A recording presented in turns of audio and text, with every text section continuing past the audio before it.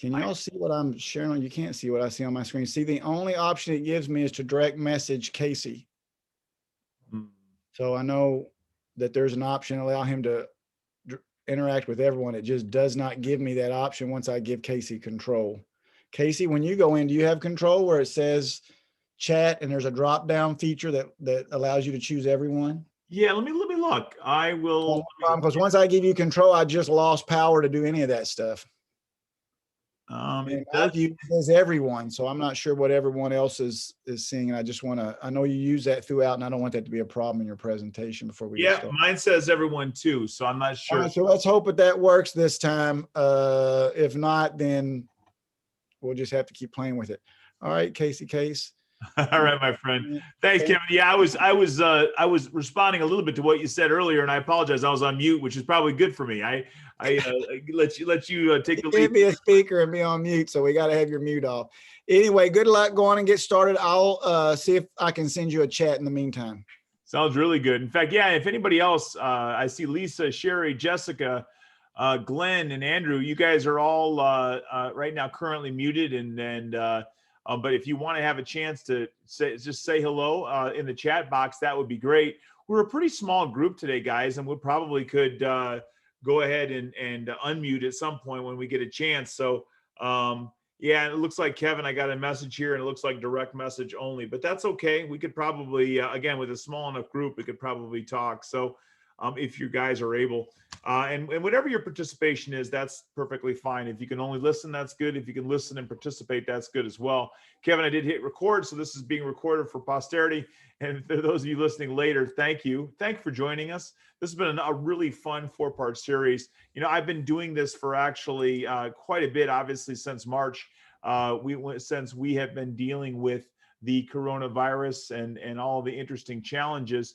But I wrote a book in 2018 all about this topic, and ever since then it was steady but slow going. We had some takers, but obviously as of March, there was quite a few more takers in terms of learning about how some of the things you need to do to teach at a distance in these times and to really hone those capabilities. So this is really going to be a short session all about teaching and learning at a distance. And we're going to talk about, as the title indicates, well, I jumped ahead a little bit here.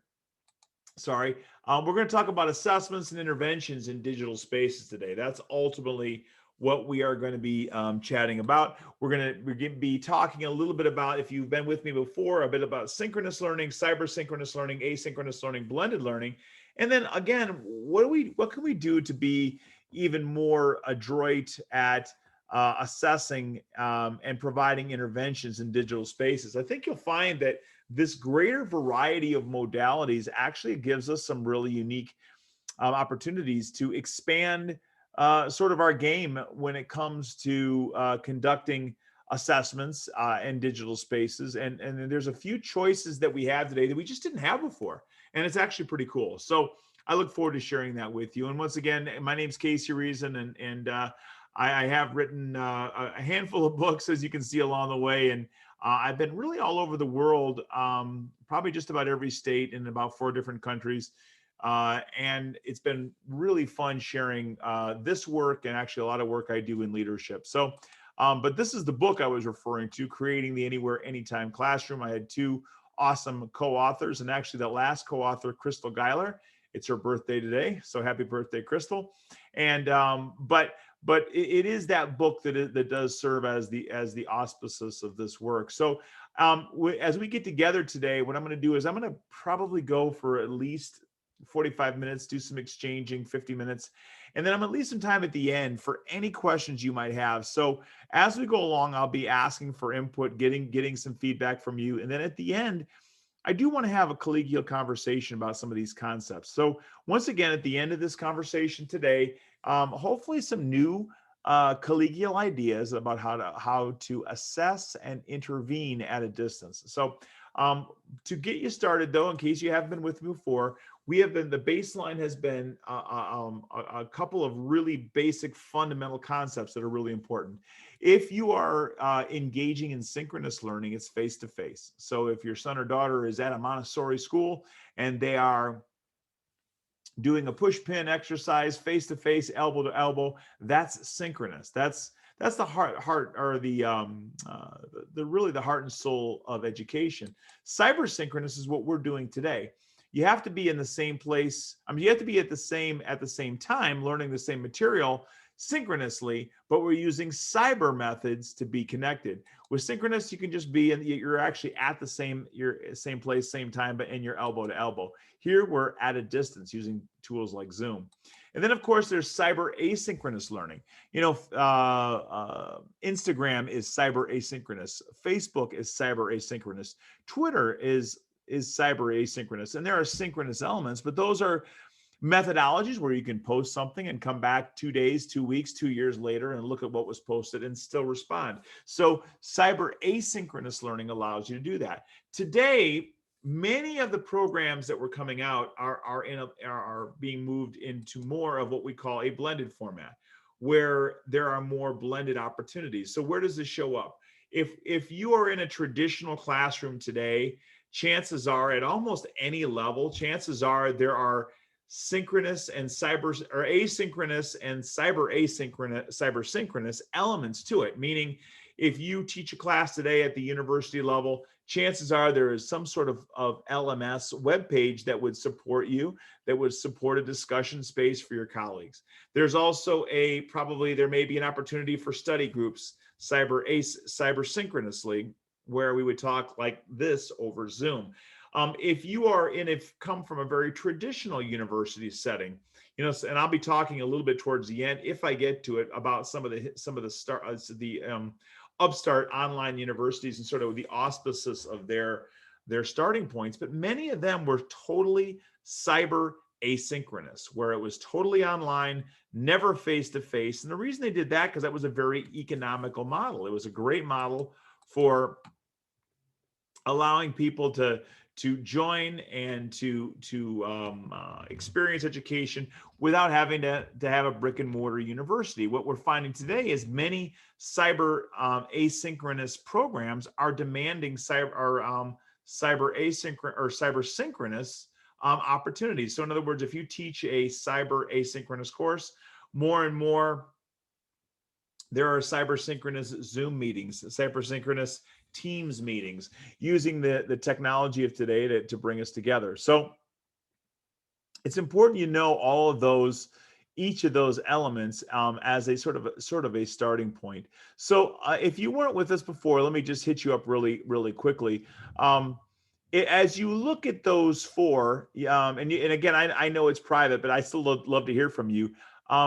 Yes or no, do you have a preference? Synchronous, cyber asynchronous, and blended. Yes or no? Do you have a preference right now? Yes or no? Do you have a preference right now?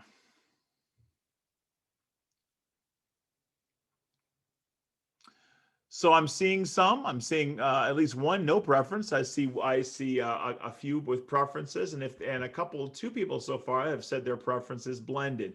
Well, here's the cool thing, and cyber synchronous is great. There are two things to share with you about that. First of all, again, we really don't.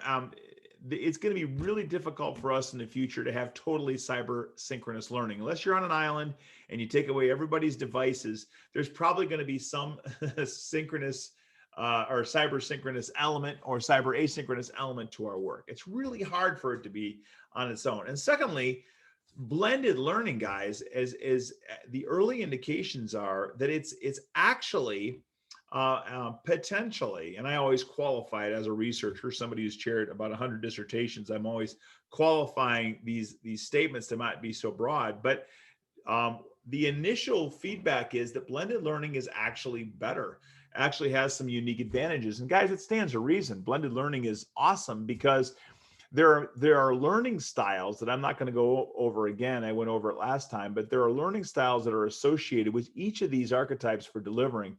And, you know, some of us prefer one or the other. The beautiful thing about blended learning is it allows us to take advantage of the strengths of each approach or archetype and really maximize our impact as a result. So it's really, this is really I've said this before, but this has never been a better time to be an educator because of all the amazing opportunities we have. So teaching online today is super exciting. There's a great deal of opportunity. We are only just beginning. We're only scratching the surface about what's possible. So really what we're going to do today is we're going to create some to talk about interventions and also assessments. And in particular, I'm interested in formative assessments because formative assessments allow us to monitor as we go and adjust. So I wanted to make sure that that was thrown in there as well.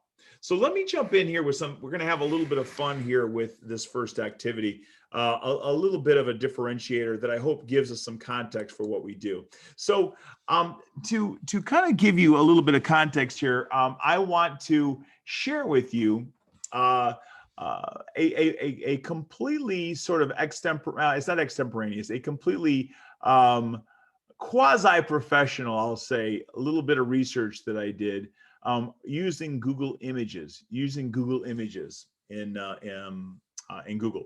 And if you guys don't know, Google Images is obviously powered by Google. And if you need an image, you can just type a word into Google and click images, and it will take you to a whole myriad of images. So as I put up this particular picture right here, give me a guess in your chat box. What word do you think I put in to achieve those images from Google?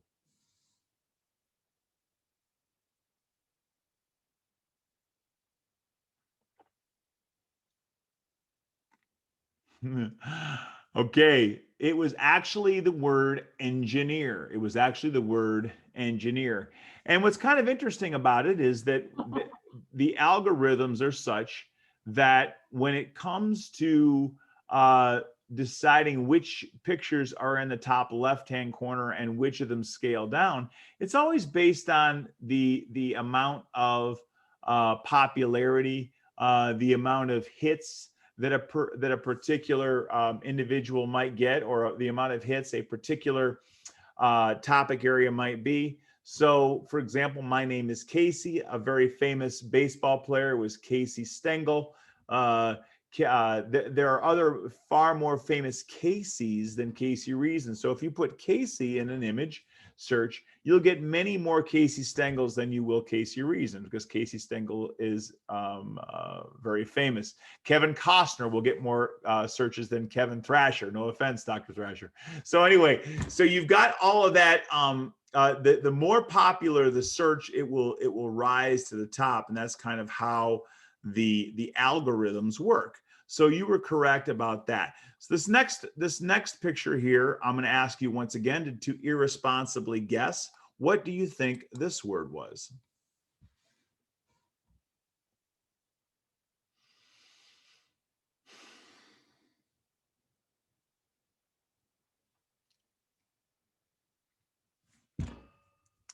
All right, I got a few guesses of lawyer, attorney, justice, and a few other guesses. It was actually lawyer. So, guys, what I want to share with you is a question to do some really irresponsible Dr. Phil-like speculation, because this is something we'd have to, as scholars and researchers, we have to go much deeper. But if you're looking at this picture and you know that these most uploaded pictures are the ones on this page, and the fact that if they're being uploaded means that this is how people see the law. This is how people sort of visualize when they say attorneys or lawyers. Irresponsibly speculating, what can we say that if these are the most uploaded pictures, what can we say about lawyers? What can we say about our perception of lawyers?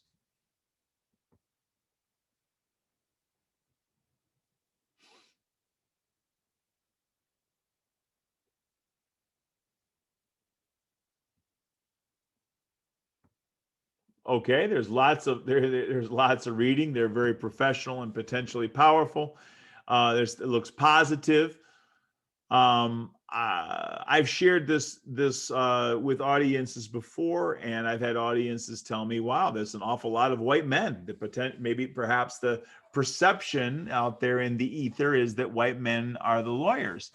There's a perception that they always are in court, and if you've ever been married to, or ever been associated with, or brother and sister to a lawyer, you know that they're not all men. They're not all obviously white men, and they're not always in court. They spend a lot of time in other places besides court, and they all don't look like Matthew McConaughey, who's in the middle there. So um, there are obviously a lot of differences. So, but those are our perceptions, and so we have to realize that with Google search, Google image search, the most popular, most uploaded images are going to rise to the top. Now, if you're attending this little seminar here today, you are at some form either supporting teachers, or you are a teacher. And I think those are, if you've ever taught, you're always a teacher. What I'd love to hear some fun and irresponsible guesses. What do you think you're going to see when I pose the next slide? Because the next slide is a Google image of teachers. What do you think? The word was teachers. What do you think you're going to see?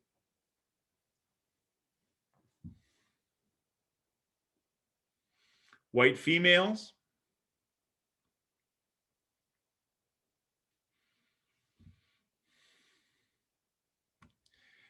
elementary teachers, little kids.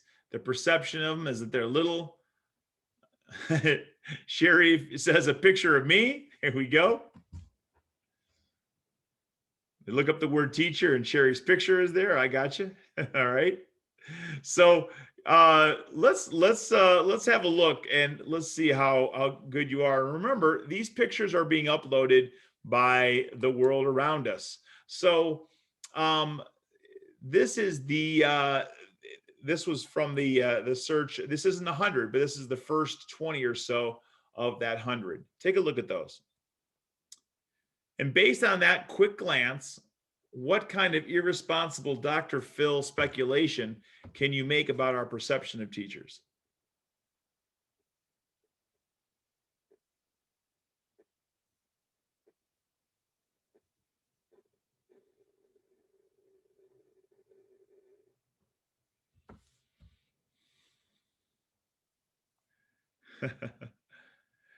I see two counts on. They look very young, and women mostly. That's absolutely true. The perception is it's a female-dominated profession. So they do appear friendly. There's an awful lot of apples there. There's an awful lot of sort of old iconic images. And why do I share that with you guys? Because part of what you're up against when it comes to the entire work that we do online is we're still operating from some very old assumptions about teaching, assumptions about learning, and assumptions about really an educator's job in the classroom today. Let me share with you a few fun facts as I bounce through this. So one of the top images there is a woman named Doris Day. Doris Day died, I think, 2 years ago.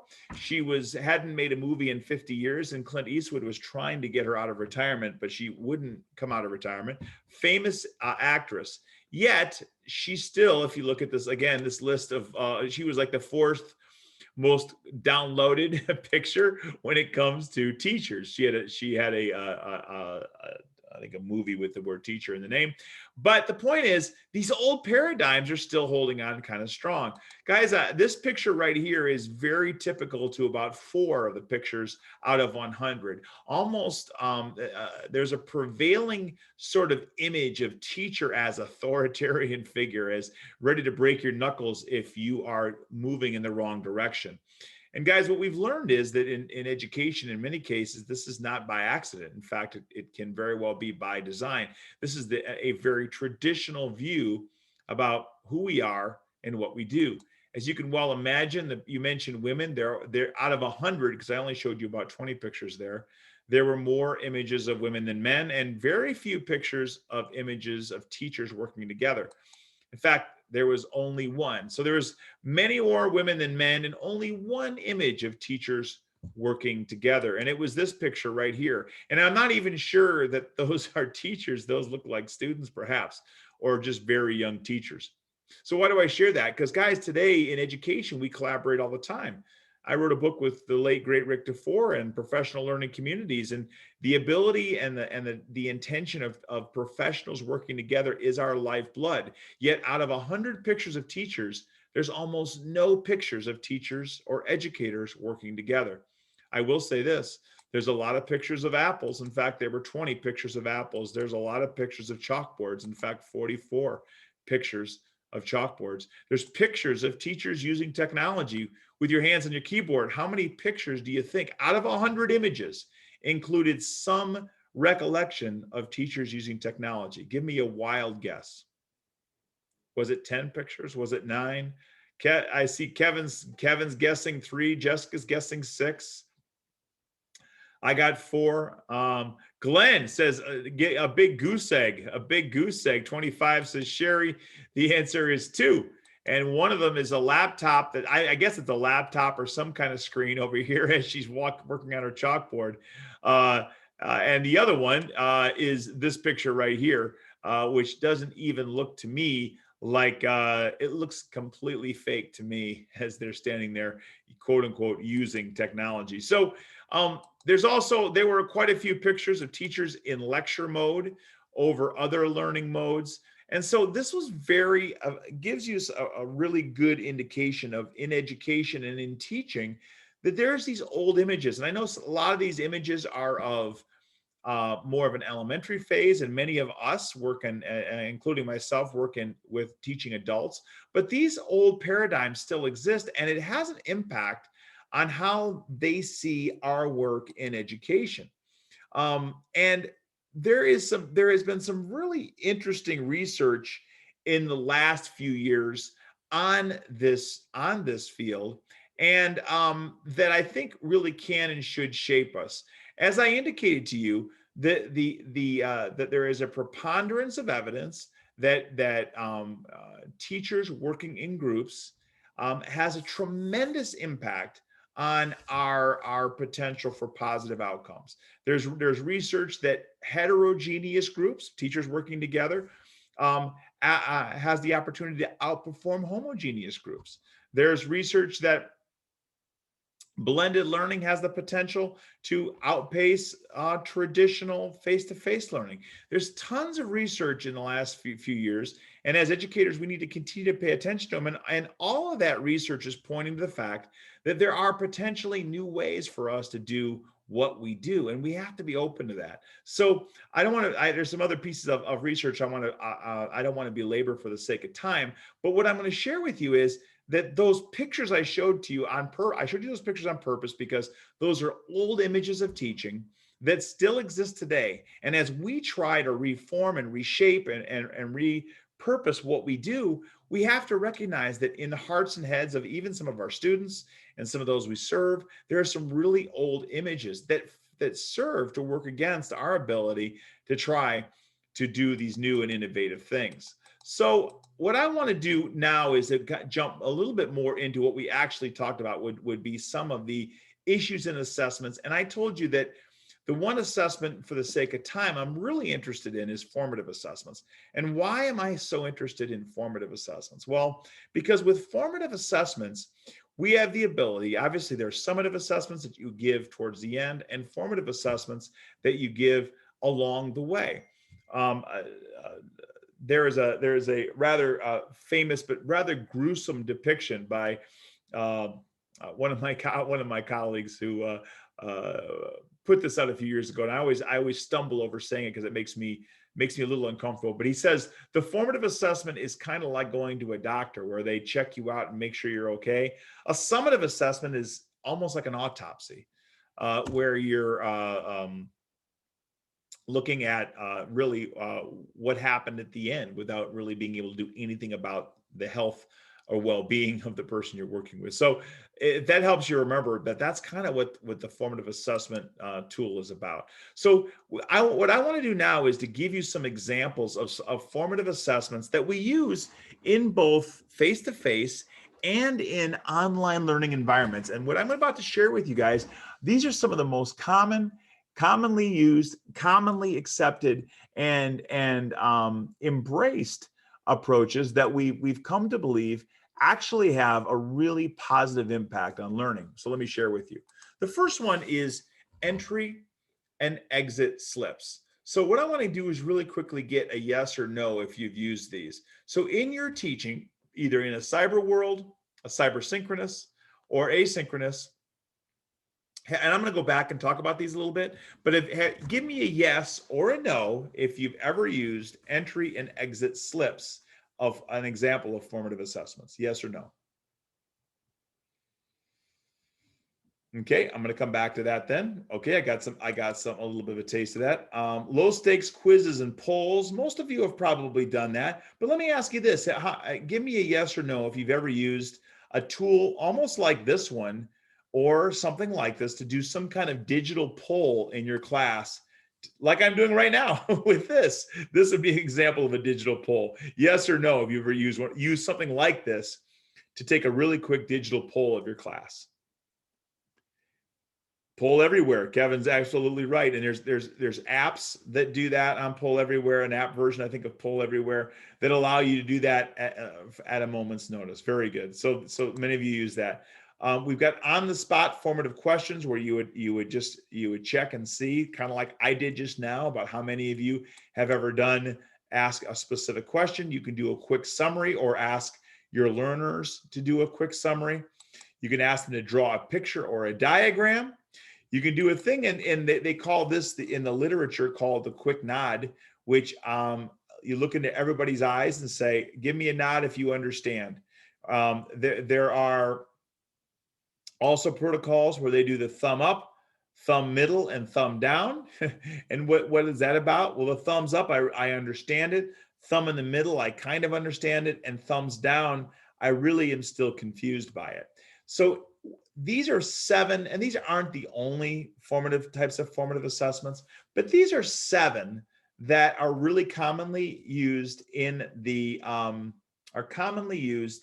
or described in the literature as being very effective for that formative checking up on you, making sure you're okay kind of assessment.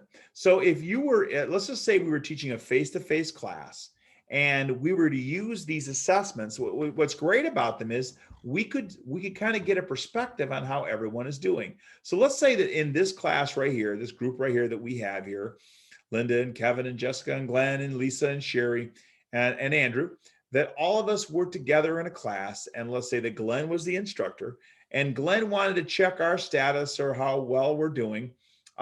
He could use any one of these as a formative assessment tool to help to determine really whether or not we're ready to learn. So let's talk about a few of these discreetly. So the first one is entry and exit slips. So what that is, just in case for those of you who haven't seen it before, is that when you come into a class, in many cases, really great instructors, and let's say we'll use Glenn. Glenn, we'll keep picking on you. Glenn is our instructor, and as we come through the door in a face-to-face setting, then we would walk through the door and Glenn would hand us a piece of paper, or we would pick a piece of paper out of a shoebox, and it would have some sort of formative question. Let's say it's personalized. It could be all the same.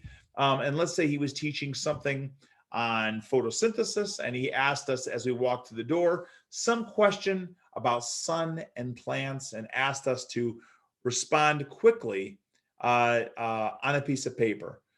That's oftentimes, that becomes your entry slip for you to walk in the door. And why do teachers do that in a traditional setting? They do it to kind of get their brain going. I've had college professors at the graduate level do this, where you walk right in and immediately you're handed a note card, and you immediately go to work. And it's really great strategy because it gets people excited and it gets them focused and gets them learning. So for that particular intervention or assessment, You using paper, using note cards, you can immediately come in and you can get the attention of your students and get them thinking and get them active and get them engaged. So it's a really powerful thing to do. But as I've indicated here in this just a little reminder, there's a lot of words there. I probably could have cut this down, but this is an approach that works really well in getting it. Great way to start the lesson, great way to transition cognitively, great way to get people thinking, great way to remind them of the previous learning, to introduce them to the new learning. So that's under the synchronous environment. So in a cyber synchronous example of this, and doing this cyber synchronously, what can you do? Well, let's just say we were all walking in at the same time. And I could have a question posted. I could have it in a private message to you. I could have a message posted to you. I could individually email you and say, come ready for this question. I could post it on a PowerPoint and tell you to immediately go to a group and start working on that question. And then cyber synchronously, I could have you answer. I could say, Linda, tell me your answer. Lisa, tell me your answer. And you could immediately give me the answer. It would still be synchronous, but we could take advantage of the cyber synchronous element. Now, here's the cool thing about cyber synchronous formative assessment is I can tell right away what everybody's thinking. I was doing a session with about 2,000 educators about a month and a half ago. And in that presentation, I would ask specific questions and they blew me up. I had 2,000 chats just flowing. But the cool thing would be is we learned a lot about each other, because all of a sudden we would get about 2,000 answers to questions that we would ask. And so the chat box blew up and it almost exploded. But the cool thing is we learned a lot about what we knew. For example, if I were to say, and this wasn't the question, but where's your favorite place to go on vacation? All of a sudden there'd be 50 Hawaiis. And we would say, wow, 50 of us like Hawaii. So you can learn all kinds of things with cyber synchronous entry and exit slips as an example of formative assessment.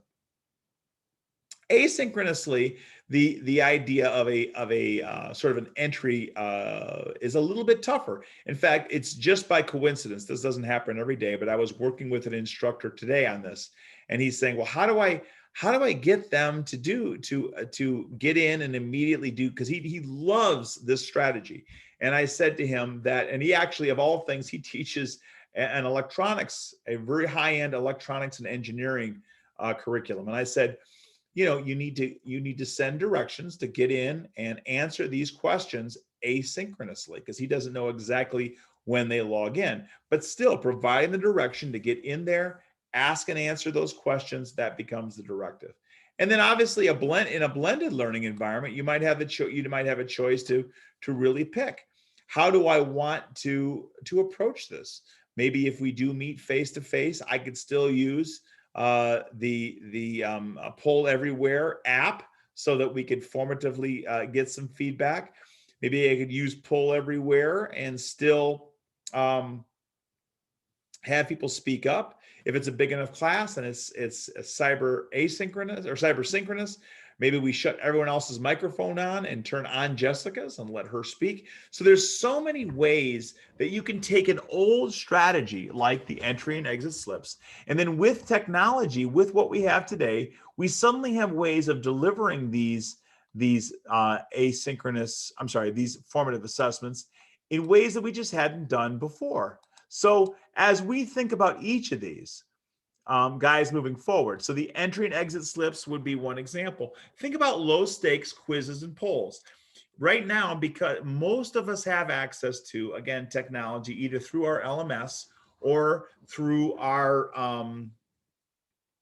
or through our LMS, or through something something we can just simply create through a third-party website. But we could actually have quizzes or polls that can be done, again, asynchronously or cyber synchronously right as we speak. You could give the assignment while, like I could be giving an assignment right now that all of you log in and take this quiz. On the spot formative questions, I've already given you a bunch of those today. I've asked how many of you have ever, and I've immediately gotten feedback. That informs me as an instructor. If I felt the need to intervene, I could ask each of you again to do a quick summary. Drawing a diagram or picture, guys, cyber synchronously, I could have you draw a picture, and frankly, I have a better view of it in this format than if we were face to face. I mean, I'm a tall guy, I could probably see your desk, but most normal people, it's hard to see the work of your entire class. In this venue, you have a lot more choices, don't you? And the thumbs up and thumbs down or the quick nod, all that could be done with icons, with emojis. All of that can be done really fast with even larger numbers. So why do I share that? I share that because what we have today, these 7 are really common ways of formatively assessing. But what we have today are the tools to intervene, to deliver those in a way we've never had before, with more choice than ever. So today, if you, and I pray that if you're teaching consistently, that you do use formative assessment, because it does allow you to tell early and often who's struggling, what are they struggling with. I mean, rather than waiting for them to fail the course, why not know early they're having trouble with APA, they're having trouble with this particular concept that you're teaching. Know about it early and often, and use a research-based formative assessment like this, but simply apply it using what you know now about the variety of approaches.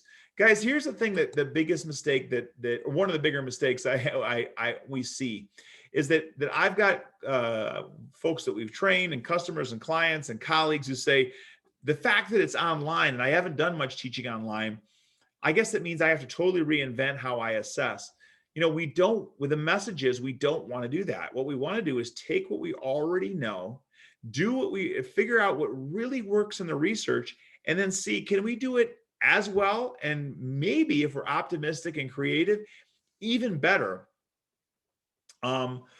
Even better when we take a look at all these different tool examples. So guys, as you look at this list of potential formative assessments, and then you look at this list of, I don't know, you could do it synchronously, cyber synchronously, asynchronously. Of those 3 choices, which of those 3 do you think in my workshops I've got teachers flocking to in terms of formative assessment? I've got teachers, after they've gone through some training, they flock to either synchronous, cyber synchronous, or asynchronous. What do you think they're flocking to? I got some really excited teachers that have sort of flipped the switch. When they have a choice, which one do you think they use?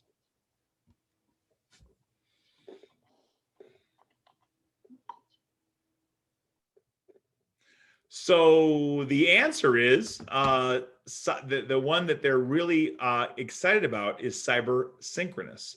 The reason that cyber synchronous works so well is because they recognize that I don't care if during COVID I can't meet up with my students, and I have a class of 30 and I can immediately get feedback through cyber synchronous means about what they know or don't know about a concept, like immediately. That's information they didn't have before. It's information they weren't gathering synchronously. And certainly asynchronous is great, but the immediacy of the cyber synchronous. I've got teachers who've gone through our training that come away saying, I from this point on, I'm going to find some mechanism or another to make my formative assessments cyber synchronous so that I can more quickly and more strategically find out what's going on with my learners. So guys, I've said this since the very, very beginning of the series, this is not a cheap alternative to the awesomeness that you do every day. This is not like a less than version. This needs to be as good or better than you normally would do. And so this is truly an opportunity to do that. So again, to summarize again, I strongly encourage you to use the research-based best approaches to formative assessment, and then just get really creative in how you implement them. And again, my best advice is I think cyber synchronous formative assessment is with the workshops we've run has been the approach that the online instructors and the face-to-face instructors and the blended learning instructors I've worked with have been the most excited about. So let's talk a little bit about what are some of the best approaches to interventions that we see going on out there, how to intervene. Remember, why do we intervene? We intervene when we formatively assess and realize, oh my goodness, Kevin needs some help, okay? Or Casey needs some help. So if Casey needs some help or Kevin needs some help, we have to intervene. And remember, intervention doesn't just come when we are falling behind. Intervention comes when we may be ready for a deeper, more sustainable challenge. Like that same electrical engineering program, we built the curriculum and the interventions with the idea in mind that there could be learners in here who simply know more than enough to continue to move forward, and we may need to give them even more challenging curriculum to pursue. So what are some ideas, guys? Once again, this is some best practice recommendations in the literature about what we do to intervene. So one strategy for intervening is regrouping students, to regroup them, to put the 3 that are struggling together, 3 that are accelerated together, 3 that are maybe struggling with one particular concept together, regrouping them to reteach. We also can share these learners with other teachers. Maybe that there are 5 learners who aren't understanding a particular concept, and you can regroup them and move them to another spot or with another teacher. You can, if they're struggling a bit and they need intervention, give them library of sources. I had share a library of sources, share the videos. So for example, I had an instructor today that had never heard of the Khan Academy. And once they've discovered the Khan Academy, they realize, oh my goodness, I need to be using this and I need to be sharing this resource with everybody that I can. So these are common interventions. There's nothing earth-shaking about these 3 interventions. But let's look at those again with the same lens that we had before. If you were going to do regroup students, if you were going to share students with another teacher or bring another teacher in, or share a library of sources, or share videos, send them to the Khan Academy. Of the approaches that we've talked about, synchronous, cyber synchronous, or asynchronous, what's the best approach for this type of intervention? Either synchronous, cyber synchronous, or asynchronous. What's the best approach for this kind of intervention?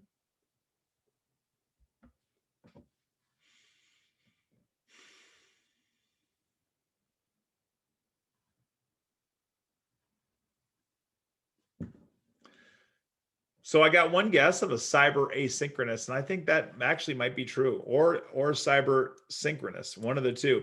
The reason being is because what you can do is, if we were, let's say right now, let's say the group, we had another 20 people in this learning experience, and let's say 7 of you really needed to go back and learn more about blended learning. If I could put you in a group, and I could tell Andrew's going to go off and lead a discussion on blended learning. Lisa, you're going to take another group and you're accelerated. You're going to look ahead at how we're using gamification to and you're going to lead a session on that. So all of that cyber synchronously allows it to do it in real time, and certainly cyber asynchronously we could also have the same groups being executed, coming together and getting engaged. So when it comes to this kind of intervention, all of that indeed will work.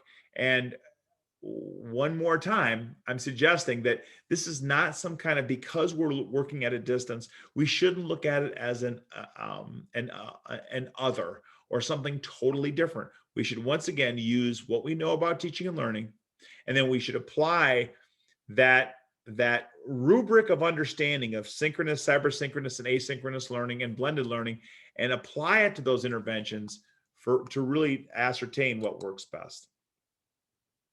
So when it comes to summative assessments, I have just a couple of suggestions there. Obviously, giving students flexibility whenever possible to finish their work, and allowing them to post summative assessments and ask questions and get feedback loops. That's always a really powerful thing when it comes to these summative or end of course assessments. When it comes to learning at a distance, obviously we have some flexibility that we today that we didn't have before. So guys, ultimately, and I'm going to pull back here a little bit here because I want to leave some time for questions, but ultimately, what I want to draw your attention to is that if I leave you with nothing else, that when it comes to this notion of excellence at teaching at a distance, whether it's planning for instruction, whether it's delivering instruction, whether it's the purpose of today, which is assessing and intervening, the most powerful thing you can do is to keep these modalities in mind. Because if anybody, whether it's a vendor or any expert, is trying to sell you on the idea that there's this other out there, that you need to become the cyber instructor, it's a really old way of thinking. Okay, that's a really antiquated way of thinking. Because today, as I indicated earlier on, there's not going to be, I predict there will not be e-learning anymore. There won't be learning at a distance, just like there's not an electric typewriter today. There's only going to be learning. There's going to be learning, and there's going to be instructors using the tools of today to communicate learning. And if you can go into planning today, you guys again have the tools that no one else in history has ever had as teachers. You're so blessed to be teaching today, because I pray that we're going to be back to synchronous learning for the most part. But we have cyber asynchronous, cyber synchronous, and ultimately the choice of blending those experiences. And what I would suggest to you is use the research that's already out there. Use everything we know here of, for example, about formative assessments. If you did nothing more but spent the rest of your career pursuing these best practices of formative assessment, and simply continue to ask yourself, what in this condition, on this day, given this expectation, given this time frame, which of these approaches is best? How best can I support my learners? You will take your learning so far. You'll be able to intervene when you need to, with the ability, because you can actually intervene in really creative ways. And again, with the underlying understanding that that our tools of today give us just more flexibility to intervene like never before. So it's about 10 minutes of, and what I'd like to do now is to throw it open and turn the mics on if I can. I'm going to unmute all if I can. Let's see if I can unmute you guys. Let's see here. There. I think you guys can unmute yourselves as well. And I hope, Kevin, can you unmute? I think we can. Hopefully you can.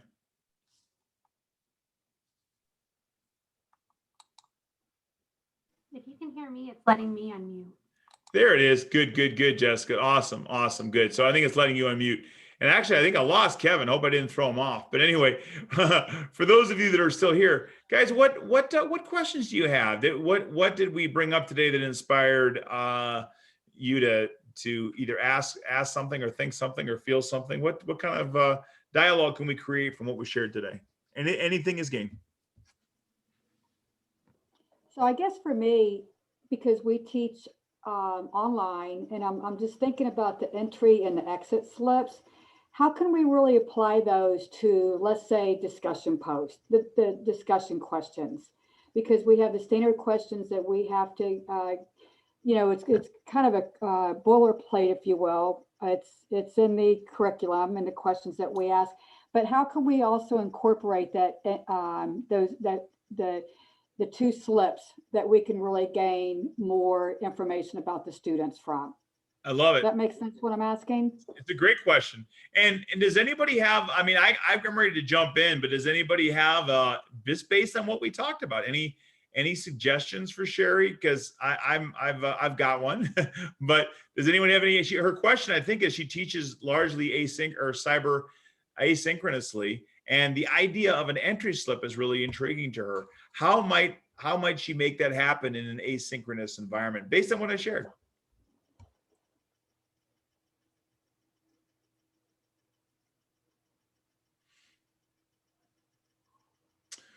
Well, let me give you some thoughts, Sherry. So, I'm laying it out for folks to try to get it to initiate conversation, but it's a great question. So, like I said, I mentioned it earlier, but I didn't go into detail. I literally dealt with that question today in an engineering program that is entirely asynchronous, just like you're talking about. And this particular instructor, or it had been completely synchronous, and now it's completely asynchronous, and they're freaking out, like, how are we going to get these questions? And here's what's worse, Sherry, is that there's a feature in the course room shell that allows them to have a quiz. So the quick answer would be, if your course room shell, when you logged in, it could say, welcome to forgive me, module 3.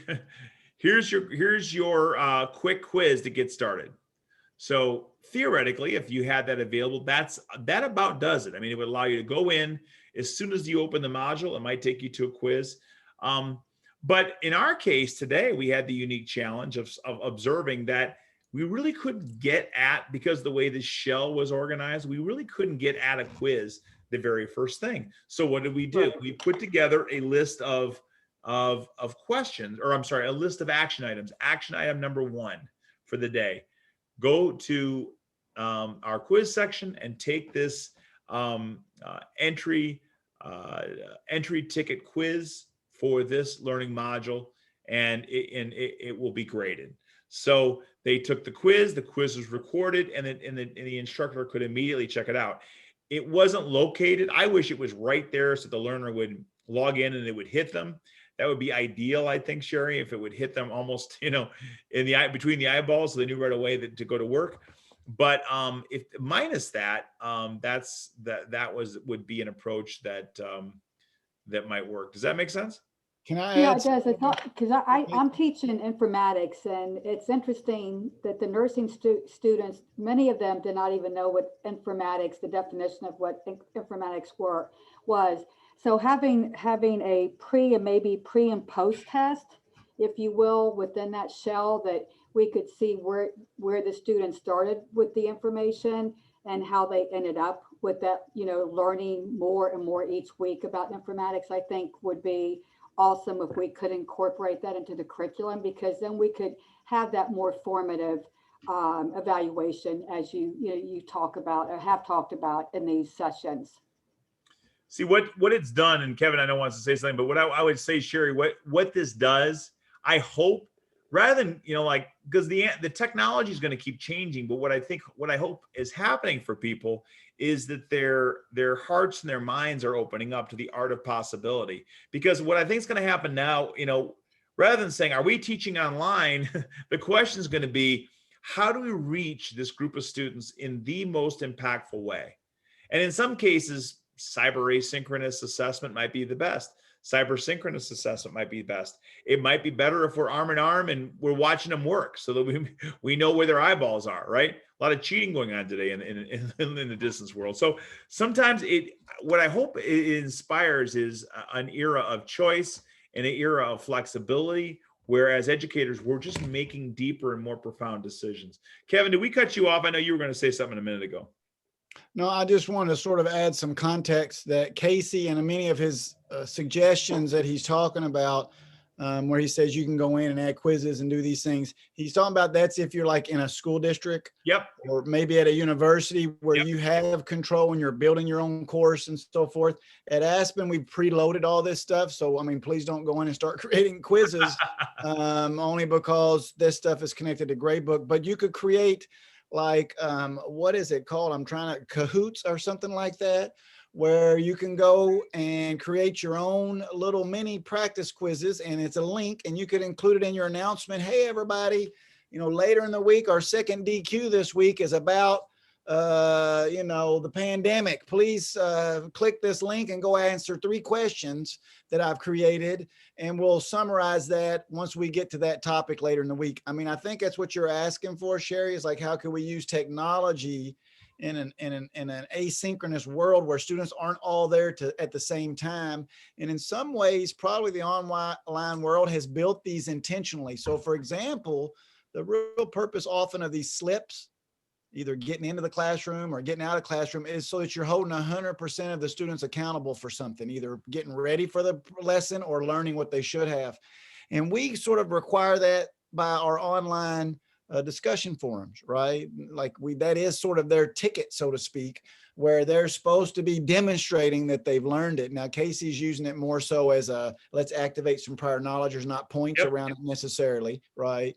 In order to engage them. But I think Poll Everywhere and things like that, Kahoots, you could just go, and these are free sort of, online based tools, and you can create a link and then intentionally just build that stuff into your announcements. And you're getting what you're talking about there, Sherry, and what Casey's talking about. The slips become your announcements, maybe, where you just intrigue them to go out and do things pre, the event, whether it be a DQ or even at the end of that event. Maybe you summarize the week, and in the end of the week, you say, oh, and we learned about whatever this week. Here's a link to go back to Kahoots or the poll and see how your opinion changed from what you said earlier in the week and now what you've said after you've learned it. So I think you just have to be a little creative.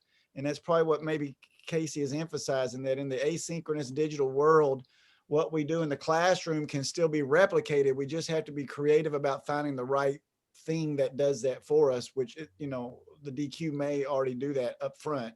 But I like the idea of what you're talking about, where you just kind of build it into reoccurring announcements or so forth, so you can check on understanding. Kevin, the announcements are a great way. I mean, the way we're currently configured, especially, I've really got my learners used to going in and reading the announcements. I try to make them interesting each week. I try to add stuff to that, but especially at the graduate level, where maybe there isn't the immediacy that you might have if you were teaching a different kind of skill. But what a great way to transition to say, hey, and then, because they can respond to your announcement. So what a great way to start a dialogue there. My announcements create dialogue now. And frankly, again, you can use that as a tool for assessment. Yeah, your announcements are the billboards of your class. And so what do you want students to see as they drive through your class? Right. And that information is directing and pointing them not only to stuff they need to get done, which typically we use the announcements in order to do work, housekeeping, make sure this is done, et cetera. But it can also be done like Casey's talking about, where you just really expand and get people thinking. And at the same time, you're sort of pre-assessing, if one of your quiz questions, sort of practice Kahoots type, questions is something like name an organ of the pulmonary system, and they say the femur. Well, right off the bat, from that little before they even show up to the event, you've already determined somebody is confused here. Somebody doesn't know what the pulmonary system is. They mentioned something else, and that's what Casey's talking about. I have to sort of emphasize, and I'm glad, Casey, that you made that difference, because we are talking about two types of assessments. The formative is just, it's along the way. It's like you said, the blood tests, they're just checks for understanding. They're not very super formal. So it's not something points always need to be assigned to, like a quiz. It can just be a quiz for fun to get data, but it's not a quiz that we're going to add in the grade book. It's not meant to be that way. The summative is the autopsy. It's at the end of the course. It's your final grade. And so we don't want to wait for a student to get to the end of the course and they have D's and F's and they're dead, when along the way you're doing these formative assessments, either informally, like through these checks for understanding, or somewhat formally through their weekly deliverables, the DQs and the assessments, the assignments. Those also are somewhat semi-formative. They are telling you along the way. Now, they're also somewhat semi-summative, because at the end of that week, that was the evaluation for that week. They're not the final summative of a final grade. So that's important to understand, because the list of what Casey told us for the formative are just quick checks. They're not meant to be super sophisticated and point centered. They're just to give the faculty member a grasp of how much their students are learning along the way, and then possibly areas where they don't understand something, and then how to now determine, let's intervene like Casey shows here, and let's put the people who got all the pulmonary questions right with the folks who struggled on the pulmonary question, and set up some events for them to now go get help through the system. So I just wanted to reemphasize the difference between formative and summative, because I think that was very important and what Casey was trying to emphasize through that. Otherwise we can mix the two and get confused. He mostly was talking about formative and what you can do throughout the class. To Right. check for understanding.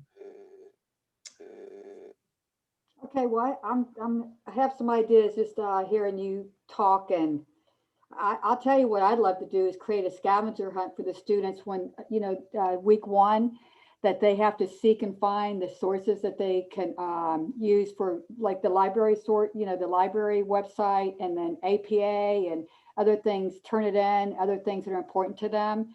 So I may do something like that, do like a scavenger hunt and have them send me the links, something creative. I have some ideas though, just based on the feedback that you've given me. Great, Sherry. I'm glad to hear that. That's awesome. Other questions? Well, I hate to see you go, Casey. You've been awesome. I Aw. hope you come back again. By the Thanks, way, Sherry. all of you have. Yeah, Casey's book is on the Aspen author site. So again, if you're interested, you can purchase that there and get more details. Any questions for Casey? Okay, I just want to again remind everybody that you can change the curriculum anytime you want to. The curriculum is owned by the faculty. Now, it's not going to happen fast tomorrow, but we can put some of what y'all are talking about. Hey, I teach this class all the time. I learned this thing. Why can't we put a quiz in here instead of a paper this week and do those kinds of changes? You have to go through your school and your program director and deans and so forth. We do have what's called a CIRF, CIRF, which is a classroom a curriculum, improvement form. And so if you see something in there that you would like to change, and it's one of the things that Casey mentioned as an improvement to that course, then submit that through the CIRF, and then that will then be collected. And when that course becomes ready for review, they'll pull down all the recommendations of faculty have had for that course, and they'll try to make sure they take care of all that. Matter of fact, they may pick you as the SME to go even rewrite the course the way you want it to be. So there's opportunity for you to make an impact on what Casey told us today and how you see that working within the courses you teach here, or even at your own place that you may teach out in the public school system. You sometimes have more flexibility in those environments. Awesome. That's good to know. Well, I also want to thank everybody who has attended, because for many of you, it's the same names each time. And so I greatly appreciate y'all being consistent, because now the message sounds more coherent to you when you've seen all the pieces. But I want to also say, if you for some reason can't make one in the future, don't think that's a reason to now miss the others, because they're always recorded and you can go fill in. And then I hope maybe some of y'all will be interested in the future in presenting at one of the series. You can tell it's just whatever it is that is your passion, and whatever you feel you want to share with the rest of the faculty to either improve their life or improve their ability to teach, or just get them as part of your audience who now can run with some of your message that you've learned through. Casey's learned this from many, many years of research. And so we're blessed to have him here to share that. And now we got sort of a summary of a blueprint to now go forth and do what we need to do to make mostly blended when it's available. Hopefully the primary option. Otherwise, we have 3 choices all the time to choose from, right? Synchronous, cyber synchronous, and cyber asynchronous. Mm-hmm. You taught me some new words there, Casey. Linguistically. And I did that without stuttering, man. I go fast and I get them all tangled, but there you go. Thanks, Kevin. It's been fun to do this series. It's really been great. Thank you. All right, guys. You guys take Bye-bye. care. Thanks, Kevin.